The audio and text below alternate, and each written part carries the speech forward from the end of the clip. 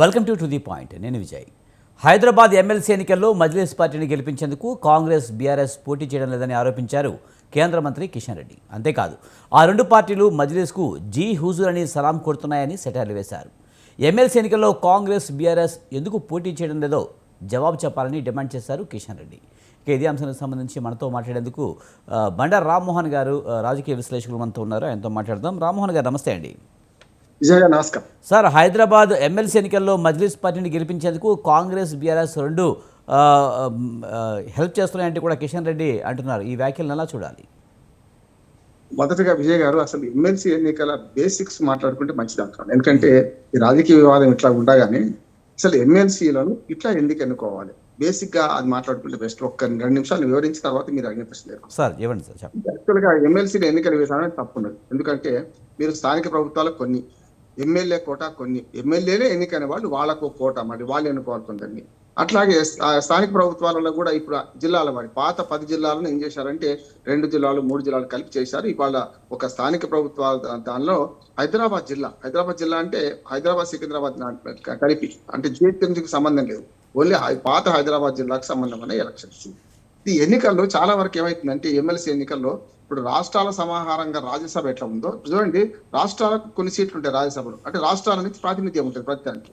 అట్లానే స్థానిక ప్రభుత్వాల మన సాధికారత సమాఖ్యగా ఇది మన ఎమ్మెల్సీ ఎన్నిక ఉంటే బాగుంటుందండి. టీచర్లు మన పట్టభద్రులు వీళ్ళకి ఎందుకు ఇవాళ చాలా గమ్మత్ ఏంటంటే చూస్తున్నాను. మీరు పట్టభద్రులు అంటే ఎంతమంది ఉంటారు ఇవాళ ఎన్నికల్లో? ప్రతిసారి పరగడిపే, ప్రతిసారి కూడా కొత్తగా వాళ్ళు నమోదు చేసుకోవాలి పట్టభద్రులు. ఉపాధ్యాయులు అందరికి ఓటు హక్కు లేదు, స్థానిక ప్రభుత్వాలలో కూడా అందరికి ఓటు హక్కు లేదు, సర్పంచ్లకు లేదు ఓటు హక్కు, వార్డు మెంబర్లకు లేదు. అంటే ఇది చాలా అసంబద్ధంగా ఉన్నది. ఈ అసలు ఎన్నికల వ్యవస్థను మార్చాలని నా డిమాండ్. ఎందుకంటే ఇవాళ సగం మంది ఓటర్ల గురించి వాళ్ళ ఎన్నికల వ్యవస్థలో సరిగ్గా లేదంటున్నారు. ఇక హైదరాబాద్ ఎన్నికలకు వస్తారు.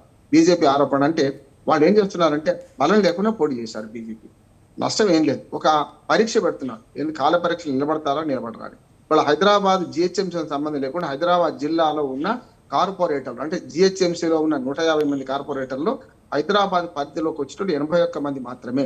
హైదరాబాద్ జిల్లా పరిధిలోకి వచ్చారు 81 మంది కార్పొరేటర్లు, మనకు 29 మంది ఏమో ఎమ్మెల్యేలు, ఎమ్మెల్సీలు, ఎంపీలలో లోక్సభ, రాజ్యసభ. వాళ్ళు ఆప్షన్ ఇచ్చుకున్నారు కదా, అప్పుడు కాపీ చేసుకున్నారు వాళ్ళు ఏది జిహెచ్ఎంసీలో. వీళ్ళు 29 మంది ఉన్నారు. ఈ 29 మంది అంటే ఎక్కువ మంది ఉన్నారు, 40 మంది దాకా ఉన్నారు. కానీ ఓవరాల్ గా జిహెచ్ఎంసీ పరిధిలోకి వస్తారు కనుక హైదరాబాద్ జిల్లా పరిధిలోకి వచ్చేవి మొత్తం ఓటర్లు ఎంతమంది ఉన్నారంటే 81 మంది కార్పొరేటర్లు, 29 మంది ఎక్స్ అఫీషియల్ సభ్యులు అంటారు. వీళ్ళందరూ కూడా వీళ్ళు ఓటర్లే. ఎమ్మెల్యేలు, ఎమ్మెల్సీలు, ఎంపీలు, 2 రకాలు రాజ్యసభ, లోక్సభ, వీళ్ళందరూ కలిసి ఓటర్లు 110 మంది అయ్యారు. ఈ 110 మందిలో ఇప్పుడున్న పరిస్థితులు ఏంది? 59 మంది వీళ్ళకి మనకు 49 మంది ఇవాళ మనకు దీనికి ఉన్నారు. ఎవరు? మన ఎంఐఎంకు ఉన్నారు. ఎంఐఎంకు ఆల్రెడీ మెజార్టీ ఉన్నది, 59 మంది ఎంఐఎంకు ఉన్నారు. 25 మంది ఏమో మనకు టిఆర్ఎస్ కు ఉన్నారు, బీఆర్ఎస్ కు 22 మంది బీజేపీకి ఉన్నారు. అట్లా చూసుకుంటే మనకి ఎంఐఎంకు మరొక 40 మంది దాకా ఎంఐఎంకు ఉన్నారు. ఇట్లా చూసుకుంటే ఏమైందంటే ఏదైతే ఎంఐఎం ప్లస్ కాంగ్రెస్ కలిస్తే కాంగ్రెస్ లో ఫిరాయింపుదారులు ఉన్నాయి. యాక్చువల్గా కాంగ్రెస్ గెలవలే, పోయినసారి 2 సీట్లే గెలిచింది. ఇవాళ ఫిరాయింపుదారుల ద్వారా, అంటే బీఆర్ఎస్ నుంచి వచ్చిన ఫిరాయింపుదారుల ద్వారా 22 సీట్లు ఉన్నాయి కాంగ్రెస్ కు. కనుక 22 మంది కనుక కాంగ్రెస్ కనుక ఎంఐఎం సపోర్ట్ చేస్తే ఎంఐఎం ఈజీ గెలుస్తుంది. బీజేపీ ఎట్లా ఎంఐఎం సపోర్ట్ చేయదు, బీఆర్ఎస్ స్థానం ఎటువైపు అనే సమస్య వస్తుంది. కనుక ఈ ఓటర్ల గందరగోళం తీసేసుకొని మాకు మద్దతు ఇస్తారా లేదా, హిందూ ముస్లిం ఈ రెండే మాకు, మీరు హిందువులు కొట్టేస్తారా ముస్లిం కొట్టేస్తారా అని ఒక విభజన మాత్రం ఓట్ల పోలరైజేషన్ బీజేపీ తీసుకొచ్చింది. ఇల్లు ఇప్పుడు ఎంఐఎం ఒక్కటి సొంతంగా గెలవదు, ఖచ్చితంగా మన కాంగ్రెస్ పార్టీ మద్దతు ఉంటే గెలుస్తుంది. కాంగ్రెస్, బీఆర్ఎస్, బీజేపీ 3 పార్టీలు కలిస్తే మన బీజేపీ పార్టీ అభ్యర్థి గెలిచే అవకాశం ఉంది. దాన్నే బాగా పాయింట్అవుట్ చేస్తుంది. మీరు హిందువులు కొట్టేస్తారా ముస్లిం కొట్టేస్తారా అని మాట అంటుంది. ఇది ఒక ఛాలెంజ్ లాంటిదే. కానీ వాళ్ళ ఛాలెంజ్ కు ఈ మిగతా పార్టీలు లొంగుతాయని నేను అనుకోలేదు. ఎందుకంటే ఎంఐఎంకు ఓటేసే పరిస్థితి అయితే మనకు బీజేపీకి, మన ఎంఐఎం కుంటున్నాడు, బీజేపీకి ఓటేసే పరిస్థితి అయితే కాంగ్రెస్ కు ఉండదు. దేశంలో ఇద్దరు శత్రువులే. బీఆర్ఎస్ ఏమైనా లొంగినా కూడా బీఆర్ఎస్ తోని అయ్యేదేం లేదు. బీఆర్ఎస్ ఓట్లతోని బీఆర్ఎస్ బీజేపీ కలిస్తే గెలిచే పరిస్థితి లేదు. కనుక వాళ్ళ ఆరోపణ కరెక్టే, మీరు లొంగిపోతున్నారు.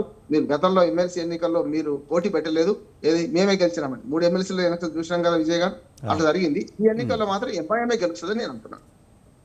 సార్ అలాగే మన కాంగ్రెస్ కానీ బీఆర్ఎస్ కానీ ఏ పార్టీ అధికారంలో ఉన్నప్పటికీ కూడా ఎంఐఎం ఎవరికో ఒకరికి సపోర్ట్ చేస్తున్న పరిస్థితి కనిపిస్తుంది. ఎవరు అధికారంలో ఉంటే వాళ్ళకి సపోర్ట్ చేస్తున్న పరిస్థితి.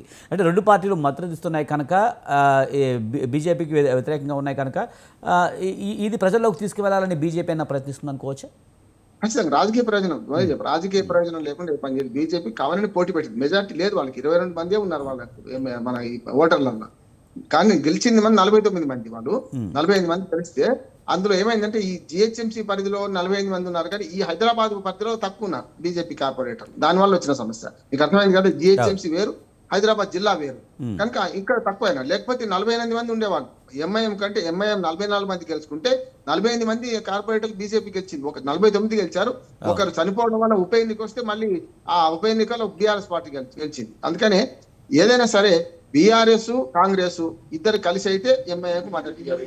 బీఆర్ఎస్ ఓటింగ్ దూరంగా ఉంటుందని నేను అనుకుంటున్నాను. ఎందుకంటే బీజేపీకి మద్దతు ఇచ్చినా బీజేపీకి బీఆర్ఎస్ ఒకటేని అంటారు. ఒకవేళ మనకు ఎంఐఎం కేసిన ఎంఐఎం బీఆర్ఎస్ కాంగ్రెస్ 3 ఒకటే అని బీజేపీ బదనాలు చేస్తుంది. కనుక వీళ్ళు ఓటింగ్ దూరంగా ఉంటారు. అందుకని వీళ్ళు నిలబెట్టలేదు. వీళ్ళు ఇద్దరు నిలబెట్టలేదు. కాంగ్రెస్ నిలబెట్టలేదు, బీఆర్ఎస్ నిలబెట్టలేదు అభ్యర్థులను. కనుక రాజకీయంగా మాత్రం ఇది ఒక పరీక్ష పెట్టింది. కాల పరీక్ష నిలబడతారా మనం ఓట్లేసుకుందామా లేదా అని హిందువులు బీజేపీ ఎంఐఎం కేస్తే సరైనది కాదు, మీరు ద్రోహులు అనే మాటను రుజువు చేయడానికి మాత్రం బీజేపీ పార్టీ ఒక ఆయుధంగా ఎన్నికలు వాడుకుంటుందని నేను అంటున్నాను. రామ్మోహన్ గారు మీరు చెప్పింది వాస్తవం. ఎందుకంటే ఎవరో ఒకరు సపోర్ట్ చేస్తే ఏ టీం బి టీం అనే పరిస్థితి ఉంది కనుక ఇది కూడా ఒక స్ట్రాటజిక్గానే బీజేపీ వెళ్తున్నట్టుగా కనిపిస్తుంది మనకి. మంచిది, స్ట్రాటజీ వెళ్తేనే రాజకీయ పార్టీ కదా, సన్యాసుల మఠం కాదు కదా, అట్లా వెళ్తారు. అందుకని ముగ్గురం పోటీ గురించి ఏకగ్రీవంగా అవుతుంది కదా, ఎందుకు ఇడిచి పెట్టాలని అనుకుంటున్నారు. ఎప్పుడైనా మీరు ఒక మాట చెప్తారు సార్, ఖాన్ ఖోల్కర్ సునో అని ఒక హిందీలో ఒక సామెత ఉంది. అంటే ఎన్నికలప్పుడే ఎవరైనా వింటారు. ఎన్నికల్లో పోటీ పడ్డప్పుడు నక్సలైట్లు మావోయిస్టులు కూడా ఏం చేస్తారు, ఎన్నికలప్పుడే ఓట్లు బహిష్కరించడానికి పోస్టర్లు తీస్తారు. ఎందుకు? ఎన్నికలప్పుడు అందరి చెవులు అటువైపోయి ఉంటాయి. కనుక ఇప్పుడు కూడా బీజేపీ అటెన్షన్ డైవర్ట్ చేసే పాలిటిక్స్ చేస్తుంది. ఇది వాళ్ళ పార్టీకి లాభం అవుతుంది అంటున్నారు, నష్టంగా. ముఖ్యంగా హైదరాబాద్లో అయితే ఒక వర్గానికి అయితే ఎంఐఎం అంటే పడదు కనుక వాళ్ళని సంతృప్తిపరచడం కోసం మేమే పోటీ ఎంఐఎంకి మేమైతే ఎదుర్కోగలమనే ఒక సంకేతం కూడా పంపించాలని బీజేపీ ఎప్పటి నుంచో ప్రయత్నిస్తుంది, అలాగే చేస్తుంది కూడా. అవును, ఖచ్చితంగా. ఎందుకంటే మీరు హిందూ ద్రోహులు, మీరు హిందువులకు ఓటు చేయకుండా చూసినా మేము పార్టీ పడక పెట్టడం. ఓల్డ్ సిటీలు ఇవాళ కొత్త కాదు. మన హైదరాబాద్ లో బీజేపీ ఎంఐఎంకు ధీటుగా ఎప్పుడు నిలుస్తున్నది. ఓట్లు వస్తలేవు అంతే. కనుక హైదరాబాద్ జిల్లా బంధు ఒకవేళ కనుక మొత్తం హైదరాబాద్ జిహెచ్ఎంసీ పరిధిలో ఎన్నిక ఉందనుకోండి, ఇంకో రకంగా ఉంటుండే పరిస్థితి. బీజేపీకి 48 సీట్లు ఉన్నాయి. అప్పుడు వాళ్ళకు ఎమ్మెల్యే ఒకడు ఉన్నారు, 49 అవుతాయి. ఒక కిషన్ రెడ్డి గారు ఎంపీ ఉన్నారు. అట్లా మన మల్కాజిగిరి కూడా ఇందులోకి రాదు. మళ్ళీ అదే సమస్య. అది రంగారెడ్డి మన మేడ్చల్ జిల్లాకి వెళ్ళిపోతుంది, దీనికి రాదు. అందుకనే ఏదైనా సరే మెజార్టీ లేకపోయినా నిలబెట్టడానికి కారణం ఏంటంటే కాంగ్రెస్ బీఆర్ఎస్ హిందూ ఎవరైతే కార్పొరేటర్లు ఉండో లేకుంటే ఓటర్లు ఉండో ఎమ్మెల్సీలు కానీ వీళ్ళందరినీ ఒక పరీక్ష పెట్టడానికి మాత్రం ఒక పార్టీ ఒక పరీక్ష పెట్టిందని నేను అనుకుంటున్నాను. అది పార్టీ పరంగా వాళ్ళ చూసుకుంటే కరెక్టే అంటున్నాను. రైట్ సార్, మరొక అంశాన్ని చూద్దాం. పేదల కన్నీటిని తుడిచేందుకు భూభారతిని తీసుకొచ్చామన్నారు మంత్రి పొంగిరెడ్డి శ్రీనివాసరెడ్డి. గతంలో ధరణి గురించి రెవెన్యూ సదస్సులు ఎక్కడైనా పెట్టారా అని ప్రశ్నించారు మంత్రి. చేసిన తప్పును గత పాలకులు ఇప్పటికీ గ్రహించడం లేదన్నారు మంత్రి పొంగిరెడ్డి. సార్, పొంగిరెడ్డి వ్యాఖ్యను అలా చూడాలి. ధరణి కంటే భూభర్తీ బెటర్ అని కాంగ్రెస్ చెప్తుంది. ఈ నేపథ్యంలో కనీసం గతంలో ధరణి గురించి రెవెన్యూ సదస్సులు కూడా ఎక్కడ పెట్టినా పాపాన పోలేదంటూ కూడా ఆయన కామెంట్ చేయడం జరిగింది. ఒక విధంగా కరెక్టే, కానీ ఆ విమర్శలో వాళ్ళు ఏ వేదిక ఎంచుకున్నారనే సమస్య.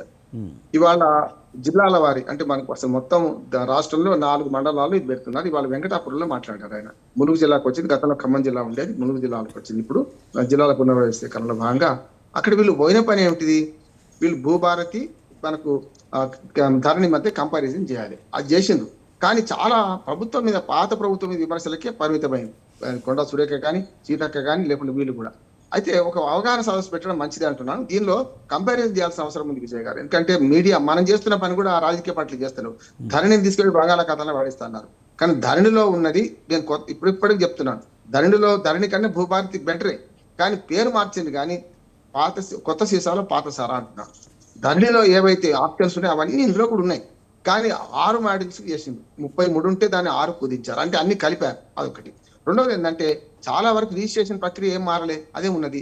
కానీ మారాల్సింది చాలా ఉంది. అస్సలు విడిచిపెట్టి భూభారతి రావడం వల్ల ఏదో పెద్ద అద్భుతం జరిగింది అంటున్నారు. అద్భుతాలు జరగలేదు. భూభారతిలో ఒక పెద్ద 2 అద్భుతాలు చెప్తాను నేను. ఒకటేమో గతంలో పెద్ద పట్టేదారులు, దొరలు, భూస్వాములు లేకుండా పలుకుబడి ఉన్న వాళ్ళు ఈ ధరణిలో తమ భూముల వివరాలను రహస్యంగా దాచిపెట్టుకునే వీరుంది. అది తీసేసి చాలా అద్భుతమైన అంశం అంటున్నాను. భూభారతిలో చేసిన పని ఏంటంటే ఈ గతంలో దాపరికం ఉండే, ఇలా పారదర్శకత లేకుండే, దాన్ని బట్టబయలు చేస్తా అన్నారు. ఎవరిదైనా ఏ అకౌంట్ అయినా చూసుకోవచ్చు. కేసీఆర్ ని, రేవంత్ రెడ్డిది, కేటీఆర్ ది, బండి సంజయ్ది, కిషన్ అందరూ చూసుకోవచ్చు మనం. అదొక మంచి పని అంటున్నాను. నెంబర్ 1 ఫస్ట్ది. దీనికి భేదం చెప్తున్నాను. రెండోది ఏంటంటే గతంలో ఏవైతే కొన్ని అధికారాలన్నీ కేంద్రీకరించామండి ధరణిలో, అన్నిటికీ కలెక్టరు, సిసిఎల్ఈ.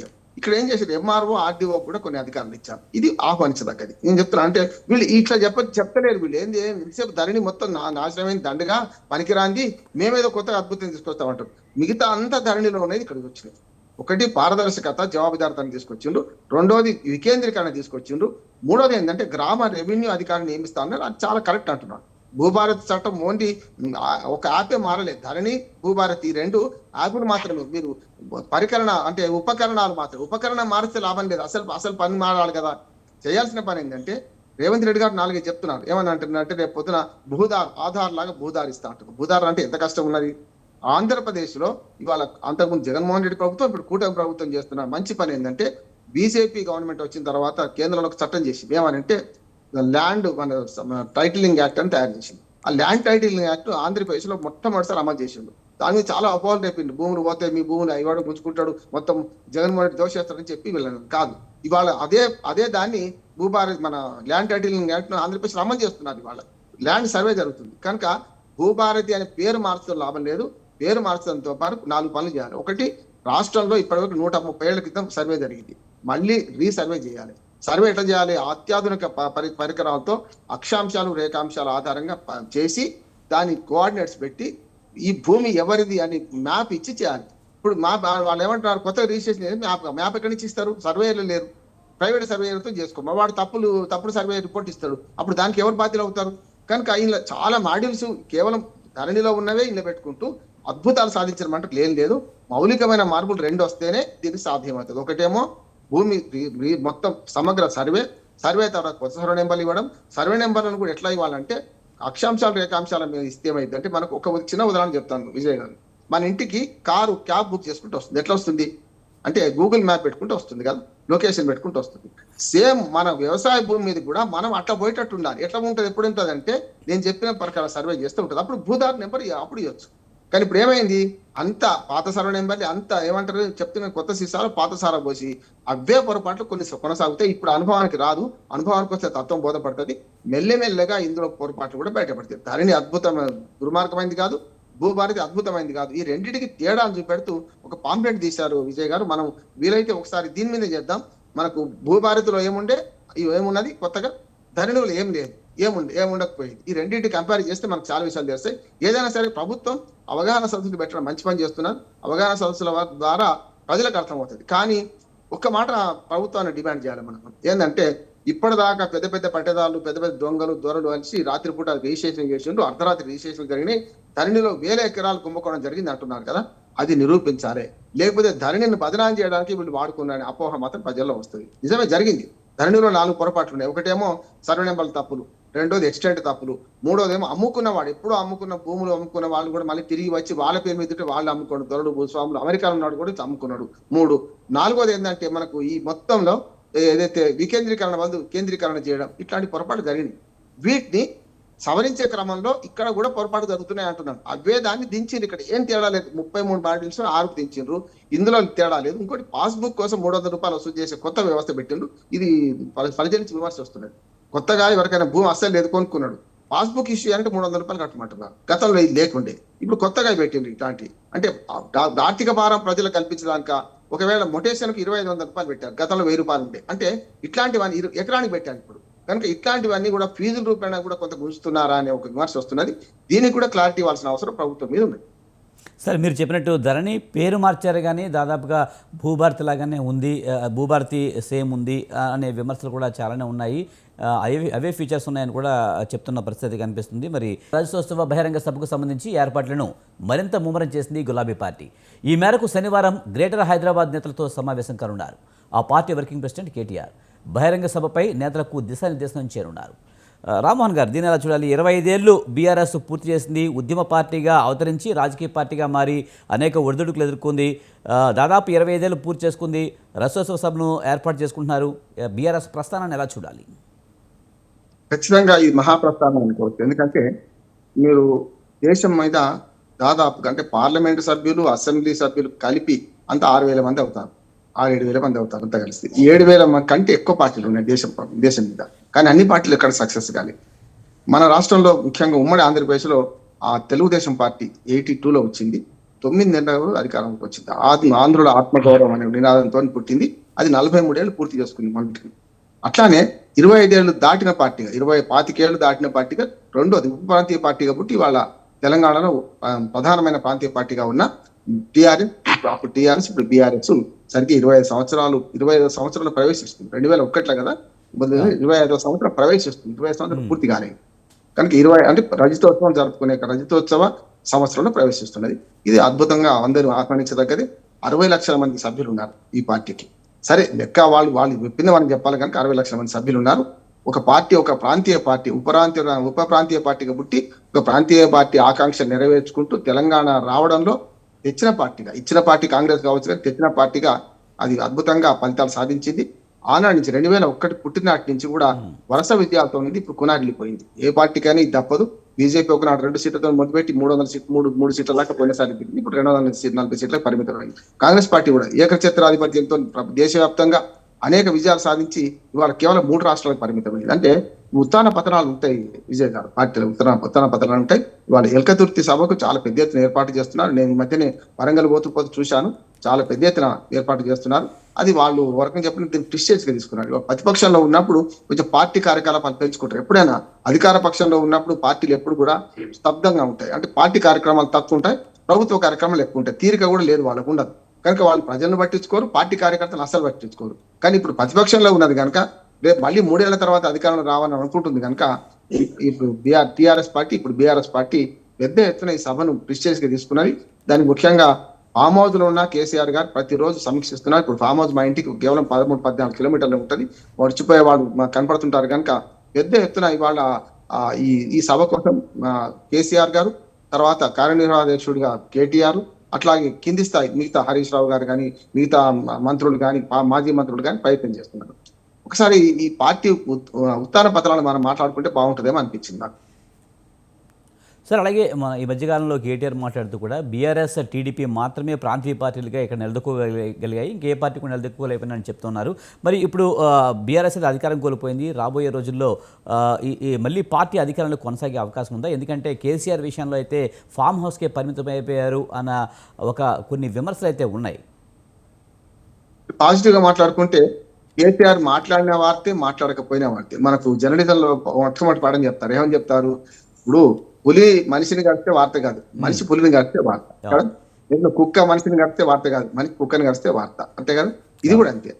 కేసీఆర్ గారు మాట్లాడకపోతే మాట్లాడలేదంటారు, మాట్లాడితేనే ఇటువంటి మాటలు మాట్లాడతారంటారు. కనుక కేసీఆర్ గారు అనువుగాని చోట అధికులమన రాదు అనే ఒక సూత్రాన్ని పాటిస్తారని ఆయన నా ఫ్రెండ్.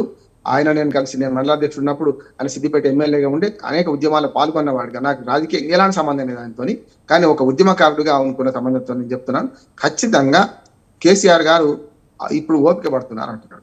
ఏదైనా సరే ప్రభుత్వం చేస్తే మంచిగా చెడ్డ తర్వాత సరే మొదలే అన్నారు ఏంటంటే 6 నెలల వరకు మన హనీమూన్ పీరియడ్ విడిచిపెడదామన్నారు. కానీ పార్టీ వాళ్ళు మాట్లాడారు, కడియం శ్రీహరి, పల్లా రాజేశ్వర రెడ్డి 3 రోజుల్లో పడిపోతే ప్రభుత్వం అన్నారు. సరే 10 మంది ఎమ్మెల్యేలు పోయిండ్రు. ఎప్పుడైనా సరే మనకు మూతిన వంటి మీద 100 రాళ్ళు అంటారు. అధికారం పోయిన తర్వాత ఏం జరగానే జరుగుతుంది. ఫిరాయింపుదారులు ఇదే వాళ్ళే దొంగలు ప్రోత్సహిస్తే ఆ దొంగలే మళ్ళీ ద్రోహం చేస్తారు, ఎప్పుడైనా జరుగుతున్నది. కానీ ఇప్పుడు కేసీఆర్ గారు మాట్లాడకపోవడానికి ప్రధాన కారణం ఏమంటున్నారు ఏంటంటే ప్రభుత్వ వైఫల్యాలు పెరగాలి. ఇప్పుడు మనకు మహాభారతంలో కృష్ణుడు శిశుపాలుని ఎన్ని తప్పులు చంపిండు? 100 తప్పులు పూర్తి అయినాక చంపిండు. ఇది కూడా అంతే, 100 తప్పులు పూర్తి అయిన తర్వాతనే ప్రభుత్వం మీద ఎక్కువ పెడుతూ ఉంటది. కానీ ఒత్తి పనులు చేసి 2 ఫెయిల్ కాగానే ప్రజలకు పోయి అయ్యో అయ్యో అని గగ్గోలు పెడితే ప్రజలు కూడా నమ్మరు కదా. ప్రజలకు కూడా విసుగొచ్చినప్పుడు పార్టీ ముందుకు వస్తే అప్పుడు నడుస్తుంది. ఎప్పుడైనా మీరు చూడండి విజయ్ గారు, తెలంగాణ ప్రజల ఆకాంక్షలు తెలంగాణ రాష్ట్రం కావాలని మొదటి నుంచి ఉన్నది కదా. కానీ దాన్ని సూత్రం కట్టి పూర్తిగా సాకారం చేసిన వాడు కేసీఆర్ అవుతారు కదా. గతంలో మరి నటి చెన్నారెడ్డి గారు, అంతకుముందు మల్లికార్జును, మదన్ మోహన్, ఇట్లా చాలా మంది పోయింది కదా. ఏమైంది? చాలా చెన్నారెడ్డిలు అందరూ పోయింది కదా. ఎప్పుడైతే ఈ పార్టీ పుట్టుకనే పాజిటివ్. పార్టీ రజతోత్సవం చేసుకుంది కనుక నేను ఉత్థాన పతనాలు చెప్పే ప్రయత్నం చేస్తున్నాను. ఈ పార్టీ పుట్టుకనే తెలంగాణ అస్తిత్వ పోరాటంతో పుట్టింది, నెంబర్ 1. రెండోది, తెలంగాణలో నీళ్లు, నిధులు, నియామకాలు అనే ఒక ట్యాగ్లైన్తో తెలంగాణ ఉద్యమాన్ని నడిపించింది.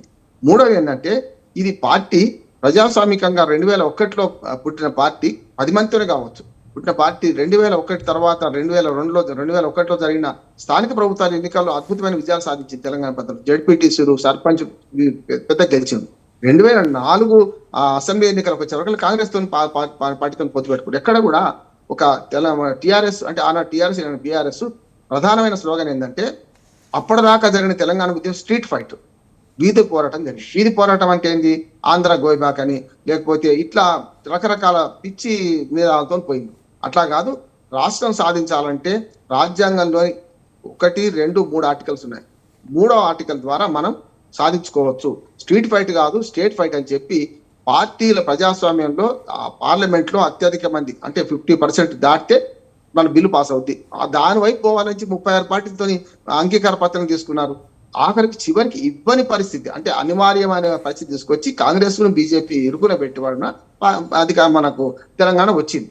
కనుక నేనేమంటాను అంటే, పార్టీ పుట్టుక నుంచి మొదలు పెడితే వరుసగా అనేక ఉత్థాన పతనాలు చూసింది. మీరు 2004 ఎన్నికలు 26 మంది ఎమ్మెల్యేలు గెలిచారు, 11 మంది మనకు 5 ఎంపీలు గెలిచారు. ఏది 2004 రాజశేఖర రెడ్డి హయాంలో కాంగ్రెస్ పార్టీతో పొత్తు పెట్టుకోవడం వల్ల 5 ఎంపీలు, 26 మంది ఎమ్మెల్యేలు గెలిచారు. కానీ ఏమైంది? ఉద్యమ ద్రోహులు కొందరు పార్టీ విడిచిపెట్టి 16 మంది పార్టీ ఫిరాయించారు. పార్టీ ఫిరాయించిన దానిలో కూడా మళ్ళీ ఎన్నికలు జరిగితే తక్కువే గెలుచుకుంది. అక్కడ కూడా పతనం అయింది కొన్నిసార్లు. మళ్ళీ 2008, 2004 తర్వాత మళ్ళీ 2006లో, 2008లో ఉప ఎన్నికలు వచ్చినప్పుడు కూడా ఉప ఎన్నికల్లో కొంత నష్టపోయింది పార్టీ. మళ్ళీ 2009లో వచ్చే కల్లా మళ్ళా అప్పుడు ఏదైతే మహాకూటమి కట్టి ఏది మనకు మన టీడీపీతో కలిసి పోటీ చేసింది. అప్పుడు కూడా టీడీపీతో కలిసిపోయినప్పుడు 10 సీట్లే గెలుచుకుంది 2009లో. బీఆర్ఎస్ టీఆర్ఎస్ పెద్దగా గేన్ కాలే. ఎంపీ సీట్లు 2 సీట్లు గెలుచుకుంది 2009లో. అంటే తెలంగాణ వచ్చేటానికి 2 ఎంపీ సీట్లు మాత్రమే ఉన్నాయి. అందులో కేసీఆర్ ఒకరు, విజయశాంతి ఒకరు, ఇద్దరే ఎంపీలు ఉన్నారు. కనుక అప్పుడు ఏదైతే 2014 తర్వాత పుంజుకున్నది. 2014 దాకా నేను చెప్పిన అన్ని కూడా ఫిరాయింపులు, ఉప ఎన్నికలు వచ్చిన తర్వాత ప్రతిసారి నష్టపోతూ వచ్చింది, లాభపడ్డే.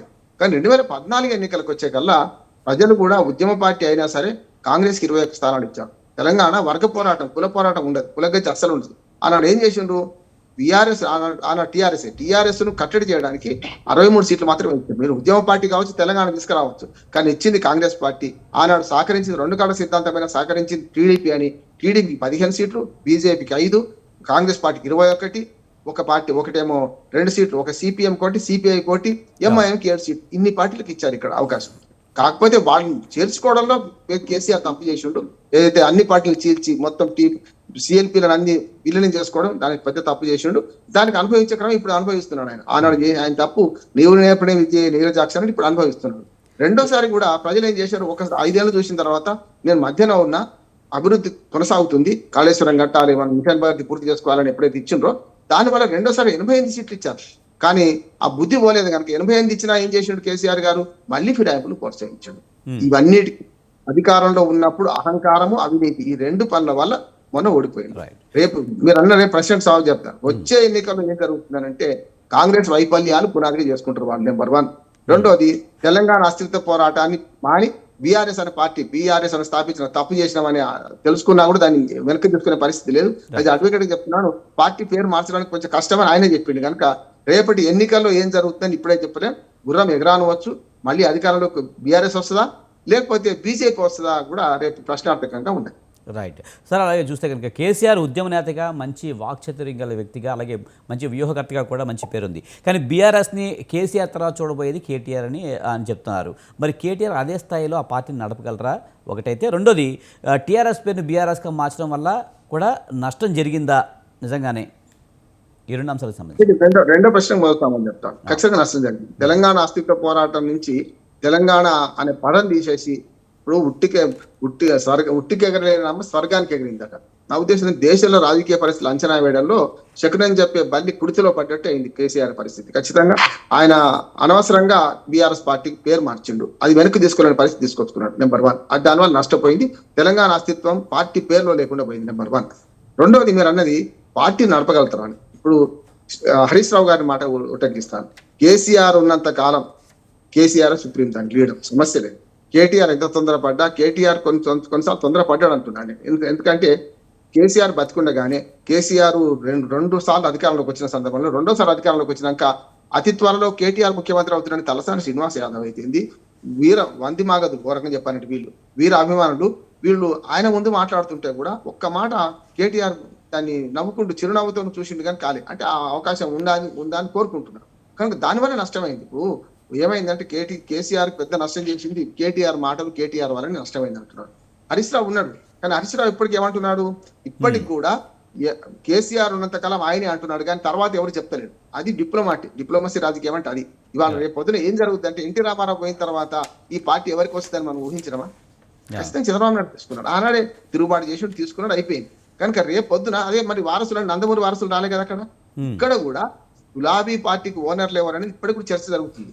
గులాబీ పార్టీకి ఓనర్లు ఎవరు ఎప్పుడు తెలుస్తుంది? కేసీఆర్ కనుమరుగయ్యేదాకా. ఆయన కలకాలం బతకాలని కోరుకుందాం, మనం ఎప్పుడు కూడా ఆయన చావును కోరుకోం, కానీ ఆయన కలకాలం బతకాలని కోరుకుందాం. కానీ ఎవరికైనా జాతస్తే మరణం ధ్రువం కదా.